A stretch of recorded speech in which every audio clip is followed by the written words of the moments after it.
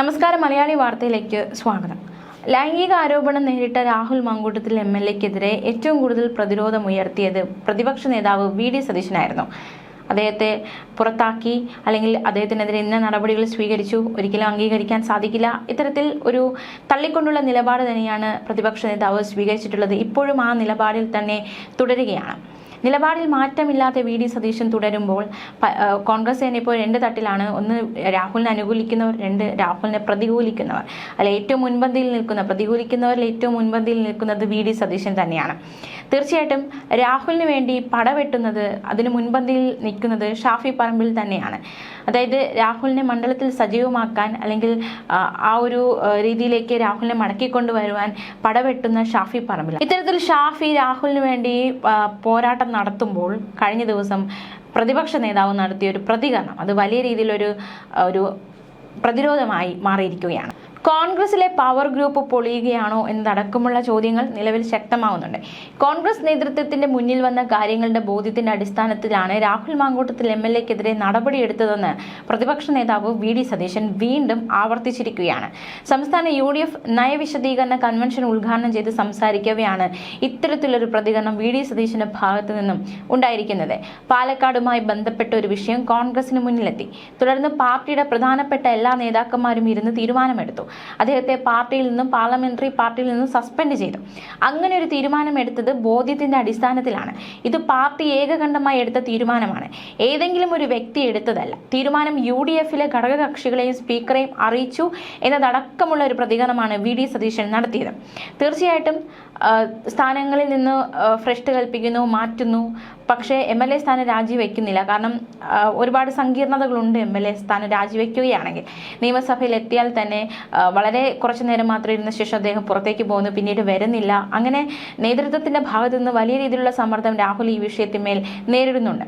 അപ്പോൾ ഇനിയുള്ള ചോദ്യം, രാഹുൽ മങ്കൂട്ടത്തിൽ തീർച്ചയായിട്ടും MLA സ്ഥാനം ഇനി വളരെ കുറച്ച് ദിവസങ്ങൾ മാത്രമേ ഉള്ളൂ, തിരഞ്ഞെടുപ്പ് വരുന്നുണ്ട്. ആ ഒരു തിരഞ്ഞെടുപ്പിൽ മത്സരിക്കാൻ രാഹുലിന് ഇനി രാഹുൽ എന്ന പേര് ഉയരുമ്പോൾ തീർച്ചയായിട്ടും ഈ ഒരു ആരോപണം അത് രാഹുലിന്റെ രാഷ്ട്രീയ ഭാവിയെ ബാധിക്കുമോ?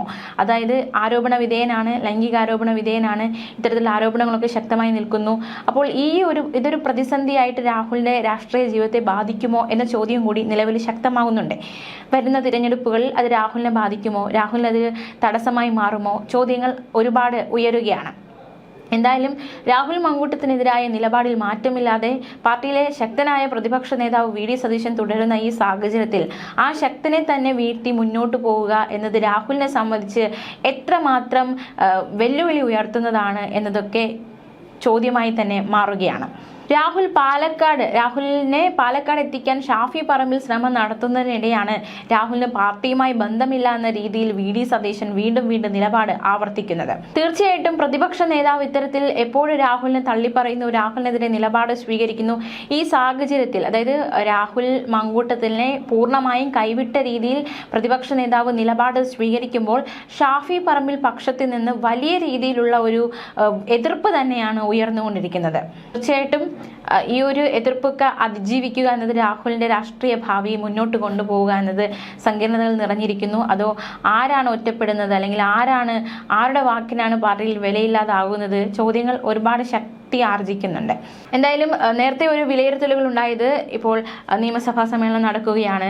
അപ്പോൾ ഈ ഒരു സാഹചര്യത്തിൽ രാഹുൽ മങ്കൂട്ടത്തിൽ സഭയിലെത്തിയാൽ തീർച്ചയായിട്ടും ഒരു ഫോക്കസ് രാഹുലിലേക്ക് പോകും. മാത്രമല്ല ഈ സമയത്ത് തന്നെ പാലക്കാട് എത്തിയാൽ അത് വീണ്ടും അത്തരത്തിൽ ആ ഒരു വിഷയം വലുതായിട്ട് മാധ്യമങ്ങൾ ശ്രദ്ധ കൊടുക്കും.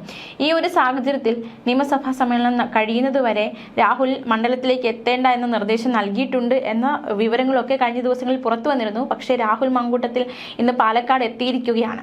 പാർട്ടി പരിപാടിയിൽ പങ്കെടുക്കാൻ അനുവദിക്കില്ല എന്ന് DYFഐയും BJPയും വെല്ലുവിളി മുഴക്കി ഒരു വശത്ത് നിൽക്കുകയാണ്. പാർട്ടിയുടെ ഉള്ളിൽ നിന്ന് തന്നെ മറ്റു പ്രതിരോധങ്ങളുണ്ട്. അങ്ങനെ ആകെ മൊത്തം ചുറ്റും വളരെ വലിയൊരു പ്രതിരോധത്തിലാണ് ഈ രാഹുൽ മങ്കൂട്ടത്തിലായിരിക്കുന്നത്. ആ ഒരു സാഹചര്യത്തിൽ തനിക്കൊപ്പം നിൽക്കുന്ന വളരെ കുറച്ചു പേർ എങ്ങനെ അതിജീവിക്കും, പടവെട്ടി മുന്നോട്ട് പോകും? ചോദ്യങ്ങൾ ബാക്കിയാവുകയാണ്.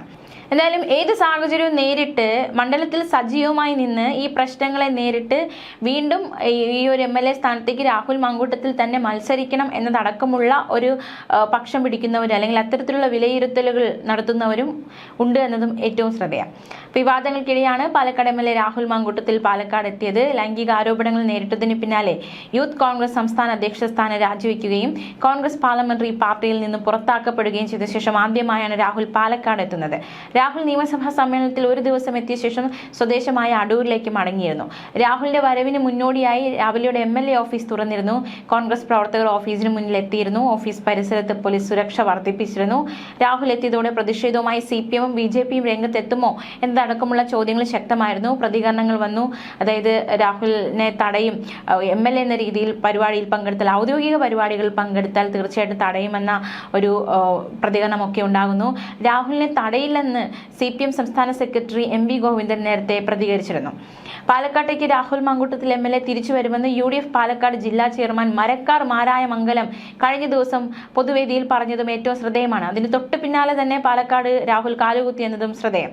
പാലക്കാടിന് നാഥനില്ലാത്ത അവസ്ഥ ഉടൻ പരിഹരിക്കപ്പെടുമെന്നും രാഹുൽ മാങ്കൂട്ടത്തിൽ ജില്ലയിലേക്ക് തിരിച്ചു വരുമെന്നും രാഹുൽ വിഷയം വോട്ടർമാരെ ബാധിക്കില്ലെന്നും ജനങ്ങൾക്കിടയിൽ ഈ വിഷയം ചർച്ച ആയിട്ടില്ല, തിരഞ്ഞെടുപ്പിനെ രാഹുൽ വിവാദം ബാധിക്കില്ല എന്നതടക്കമുള്ള ഒരു പ്രതികരണമാണ് ഈ വ്യക്തിയിൽ നിന്ന്, അതായത് പാലക്കാട് ജില്ലാ ചെയർമാൻ മരക്കാർ മാരായ മംഗലത്തിന്റെ ഭാഗത്തു നിന്നും ഉണ്ടായത്.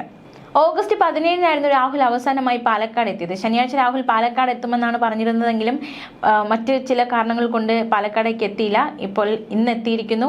മാത്രമല്ല പിന്നാലെ MLA ഓഫീസിലേക്കും അദ്ദേഹം എത്തിയിരിക്കുന്നു. ഇനി വരും ദിവസങ്ങളിൽ അദ്ദേഹം മണ്ഡലത്തിൽ സജീവമാകുമ്പോൾ ഏത് രീതിയിലായിരിക്കും BJP-യും DYFI-യും പ്രതിഷേധമൊക്കെ ഏത് തരത്തിലായിരിക്കും എന്നതൊക്കെ വരും ദിവസങ്ങൾ മാത്രം കണ്ടറിയേണ്ട കാര്യമാണ്. News desk Malayali.